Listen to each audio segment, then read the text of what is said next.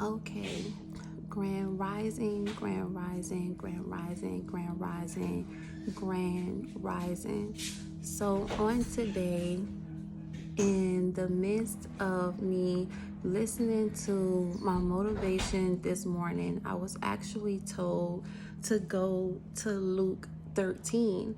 And when I was reading Luke, I started understanding in what way the Lord was trying to speak to us. It started to make sense to me. And so, in the midst of me reading Luke, I felt the need to look up certain words just so I would be able to break it down more. So it would hit me in a more effective way. Okay, so the topic for today is, are you bearing the fruit you need to? Are you bearing the fruit you need to? So I want us to read those 4 verses out the Bible, and then I really want us to just break that down, because I need this to really impact you guys the way that it impacted me on this morning. All right. So it says, he spoke also this parable. A certain man had a fig tree planted in his vineyard, and he came and sought fruit thereon, and found none. Then said he unto the dresser of his vineyard, Behold, these 3 years I come seeking fruit on this fig tree, and find none. Cut it down. Why cumbereth it to the ground? And he answering said unto him, Lord, let it alone this year also, till I shall dig about it and dung it. And if it bear fruit, well. And if not, then after that thou shalt cut it down. That is very powerful, okay? So one of the first words that I really wanted to break down in that is salt. Okay, we know that salt means to look for, or to go after, or to go get something. I sought my keys, I sought my phone, I was looking for this, I was looking for that. So salt is the attempt to find. It's the Lord telling us that he's attempting to find someone he can use. He's attempting to find someone that he know is going to bear that fruit and produce that fruit. All right. And then we had cumbereth. Why cumbereth to the ground? All right. Cumbereth is to render useless. All right. Cumbereth is to render useless. So the man said, why render this useless when I feel I can make this better? Don't render it useless yet. How many of us, is that? How many of us say that? I know I do. I am constantly telling him, Lord, please, don't take this baton from me. I can do this. I can do this. That's all I'll be saying. I can do this. I can do this. Don't cumbereth me to the ground. Don't consider me as useless, and that's something that we should all say with him. Lord, don't cumbereth me to the ground. Give me a chance. Just give me a little more time. Give me a little more time. And let's go on to what the dresser of his vineyard said. The dresser of the vineyard said, Lord, let it alone this year also. He said this year also because the Lord had already given him 3 years. How many years have we been given? All right. So he says, let it alone this year also. One more year, Lord, just one more time. That's all, that's what we say. That's what it is. One more time, Lord, just hold on. Like, that's what it is. You know what I mean? And he says, till I shall dig about it and dung it. Dung it. I had an idea of what dung meant, but I really just had to look that word up. Dung means to drop or spread manure on. Did that not hit you in no type of way? Like, I feel like my energy is just like,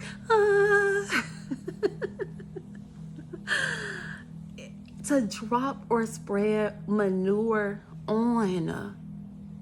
Manure is what makes these things grow. What is your manure? What is the SHIT that is being put over you in your life?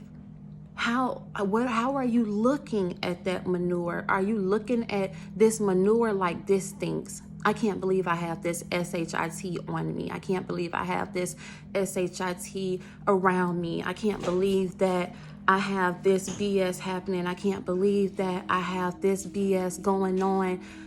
How are we viewing that dung that is on us? All right. So the thing is, we have to stop trying to avoid the manure. We have to stop trying to avoid the dung and allow it to nourish us and penetrate us in the ways that it needs to. We need to actually allow it to take full effect. But this is what I find interesting also. The vine dresser said, if it bears fruit, well, like, that's what's up, good. It did what it was supposed to do, we leave it alone. But if it doesn't, then cut it down. And what are we saying? Lord, give me one more chance. If I'm not producing that fruit you need, then okay, all right, you get what I'm saying? But who really just want to give up the baton like that? I don't. I know you guys don't either.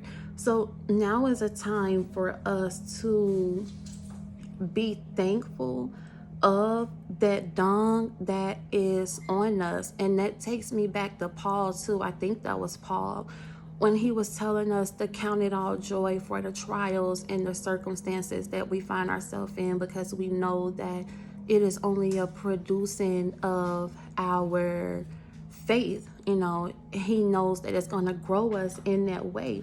So I was also led to another verse in the Bible, which was Matthew 21:19. This is another parable of the fig tree, right? So Matthew 21:19 says, seeing a fig tree by the road, he went up to it, but found nothing on it except leaves. Then said to it, may you never bear fruit again. Immediately the tree withered. This verse did not say, then he said to it, may you never bear fruit again, and the tree withered. They included the word immediately. That immediate word scares the out of me. No cap. Because all this is saying is a snap of a finger, a drop of a dime, a made up mind. If I say this, this is what it is, period. And it's going to happen immediately, take effect immediately. No prolonging, no nothing, immediately. That's scary for me. I don't want to play around with the time that he's given me to still use me. I don't want him to render me as useless because I'm deciding to play around and not use all my strength when it comes to things. Sometimes I feel like I'm still playing around in some type of area, and that area is initiating. And so it's initiating, is saving my money, is using my money wisely. That's the area that I don't want him to take the baton from me. I don't want him to render me as useless because of this. And this is something that I've been talking to him about a couple years ago. So I'm just like the man in the vineyard. Hey, hold on, wait a minute now. Hold the press.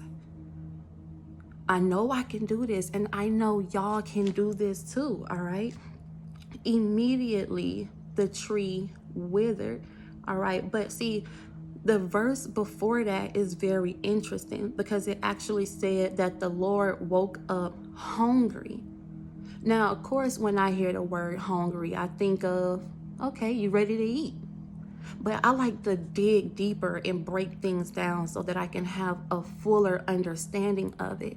And so I looked up the word hungry. And one of the definitions of the word hungry is having a strong desire or craving.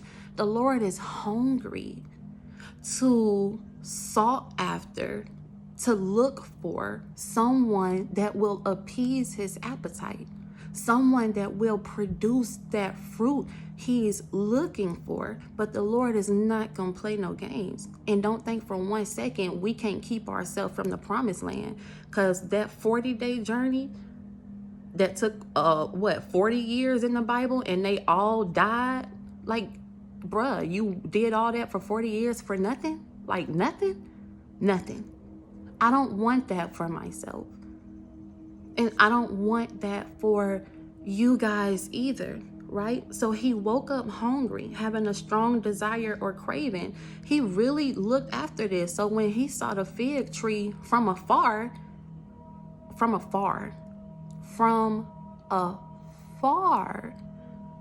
not close up, from afar, it's like, oh yeah, oh, I can't wait to, oh yeah, this is it, this is what it is. And then you get up close to it, you didn't have this strong desire to use this thing for the desire and the craving of yourself, and you get up to it and there's not even no fruit on it. And I'm pretty sure that teed him off, because he spoke, may you never bear fruit again. And it withered immediately. Wither means to dry up, to shrivel, to shrink. I don't want to be dried up. I don't want to be withered. I don't want you guys to be withered. We need to go harder, more, and focus more, and actually just really be on the ball game so that we can continue to be used, and that so we're not succumbed to being cumbered, to being rendered as useless. But see, this is the dope part that I like. This is where we need to stand into our power, all right? Now, the disciples were astonished. They're like, what the beep just happened? How the beep did he just say to this tree, may you never, this plant, this fruit tree, may you never bear fruit again? And it just happens like that. Like, how did it just happen like that? Like, the disciples are astonished. How did it just happen like that? And this is where the Lord assures us our power at. And I highly suggest that you all take this same power with you today and every day forward, as I'm going to do the same thing for myself in my life. So check this out, right? Boom. Verse 21. Jesus replied, truly, I tell you, if you have faith and do not doubt, not only can you do what was done to the fig tree, but also you can say to this mountain, go, throw yourself into the sea, and it will be done. If you believe, you will receive whatever you ask for in prayer. I love how the Lord includes words in there. He could have left that out. He could have just said, Jesus replied, I tell you, if you have faith, yada, yada, yada. He threw a word in there and said, Jesus replied, truly. I mean, y'all pay attention to these words. Truly. Truly means my word is my bond. I said what I said. It is what it is. I'm telling you what's up. I'm telling you what the move is. Like, what are you not understanding about that? Truly. So truly, if we stand in our power and know that we have that same power, because we are heirs of of a king, that we can do the same thing plus more, right? So I broke down believe as well. And believe is to accept as true or feel sure of the truth of, right? Thoughts plus emotions equals what? Manifestation. But check this though. I also looked up synonyms for the word believe. And it's to trust, think, imagine, trust, think, imagine. Thoughts plus emotions equals manifestation. Thoughts plus emotions equals creation, creating. Your thoughts mixed with your emotions is what have these things come about. These are the synonyms of belief itself. Trust, think, imagine, count on, depend on, and guess what else? Go for. It's not so much as you believe in. You have to go for this. And there are things that I myself believe but are not going for. That's why I was saying I don't always initiate, and I be telling him like, look, I'm gonna do it. Please, like, don't take this baton from me. Don't take these gifts from me. Don't render me as useless. I will do it. I'm going to do it. Like bruh, like bruh, like bruh, like bruh. We have to go for it. Going for it falls under the category of belief, which also lines up with faith without works is dead.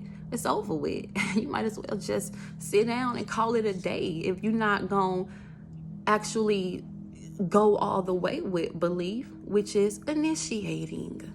The problem Alicia is still having.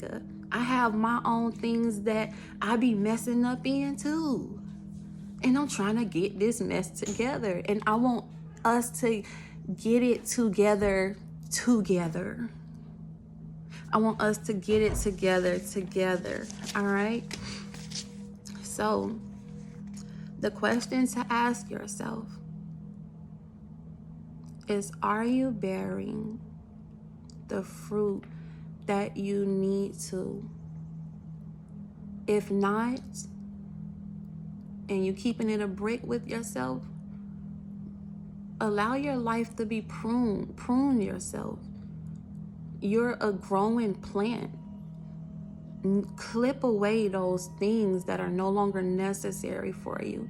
Prune, cut off, tweak a little bit so that it can continue to grow healthily. With you doing that and admitting that to yourself, you're being self-aware. No one can win unless they are first self-aware. So great beep job to you. Dope. You self-aware. Dope. You winning already. Dope. I love you guys. All is not lost. Keep going. Until next time.